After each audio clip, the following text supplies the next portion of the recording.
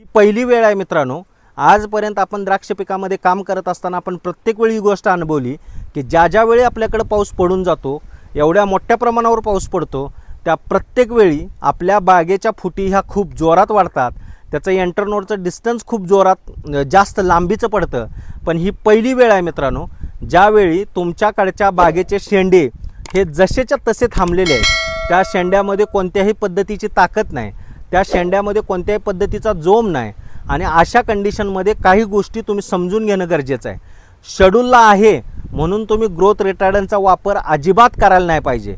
म्हणजे माझे 40 दिवस झालं मला लिओसिन मारायचं आहे किंवा मला अजून दुसरं कोणतं तर एखादं ग्रोथ रिटार्डंट पीजीआरचा स्प्रे घ्यायचा आहे, ज्याच्या माध्यमातून मला माझी वाढ मंदवायची आहे।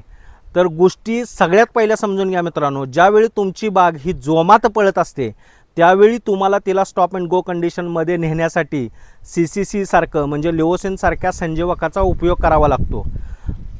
झोल ग्रुपमधल्या बुरशीनाशकांचा काही उपयोग करून आपण त्याची ग्रोथ कंट्रोलमध्ये ठेवण्याचा प्रयत्न करत असतो। पण या वर्षीची परिस्थिती आपल्या सगळ्यांच्यासाठी ही नवीन आणि न अनुभवलेली अशी आहे मित्रांनो। आत्ता आपल्या सगळ्यांच्याकडं एवढ्या पावसानंतर सुद्धा बागेत शेंडे चालू नाहीत।